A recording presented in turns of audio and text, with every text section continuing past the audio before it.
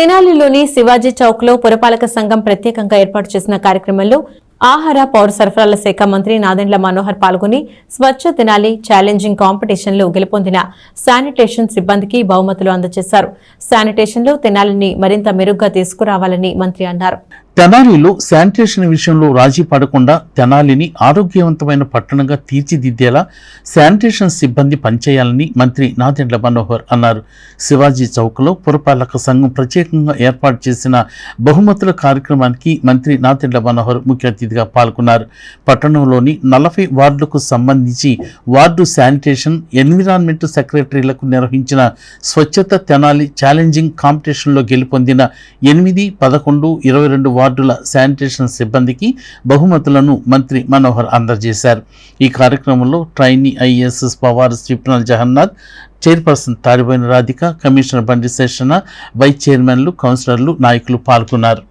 చక్కటి ఆలోచనతోటి స్వప్నిల్ గారు ఎప్పుడైతే మున్సిపల్ కమిషనర్ తోటి వాళ్ళ విధులు ఏంటి, ఏ విధంగా పనిచేస్తారు, సిబ్బంది గురించి అవగాహన తెచ్చుకోవడానికి వాళ్ళు వచ్చిన ట్రైనింగ్ ప్రోగ్రాంలో ఇట్లా 40 వార్డులో కూడా ఒక కాంపిటీషన్ ఏర్పాటు చేసి 3 ప్రైజులు ఇద్దామని నిర్ణయించుకుని చేసిన ఈ ప్రక్రియని మనస్ఫూర్తిగా నేను ఆయన అభినందిస్తున్నాను.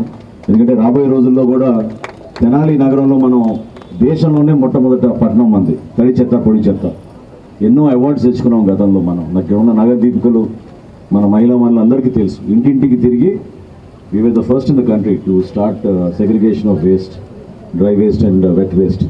ఈ వార్డుల పర్యటనలో భాగంగా ఎక్కడ కూడా శానిటేషన్ విషయంలో రాజీ పడకుండా మనందరం కలిసికట్టుగా తెనాలికి ఆ కీర్తి, ఆ ప్రతిష్ట తీసుకొచ్చే విధంగా మనందరం కలిసి పనిచేద్దాం. అదేవిధంగా campaign 3-day competition we had conducted in Tenali and Honorable Minister Sir has given prizes. So it was 100 marks competition between all the wards of Tenali, and this is one step forward for taking Tenali on the map of Swachh Tenali on India map. So I thought Tenali has very good potential to become a top in Swachh Sarvekshan in years to come, and this is one step forward. అలాగే Guripalem road వరకు road వెల్లడింపు చేయడం జరిగింది. ప్రతి ఒక్కరూ ఇక్కడ support చేశారు. ఇక్కడ అలానే ఎడ్లపాటి వెంకట గారిది తోరణం అనేది ముఖ్యంగా వాళ్ళకి ధన్యవాదాలు తెలియజేసుకుంటున్నాను. ఆ తోరణం తీసి మళ్ళీ కొత్తగా నిర్మించడం జరుగుతుంది. అలానే అసలు ఎంత ఇబ్బందిగా ఉందో మనందరికీ తెలిసింది. ఇక్కడ ఎన్నో యాక్సిడెంట్లు జరిగినాయి, ప్రాణాలు కూడా కోల్పోవడం జరిగింది. అలానే ఈ మన మంత్రి గారి సపోర్ట్తో మాకు ఇలా చేయటం చాలా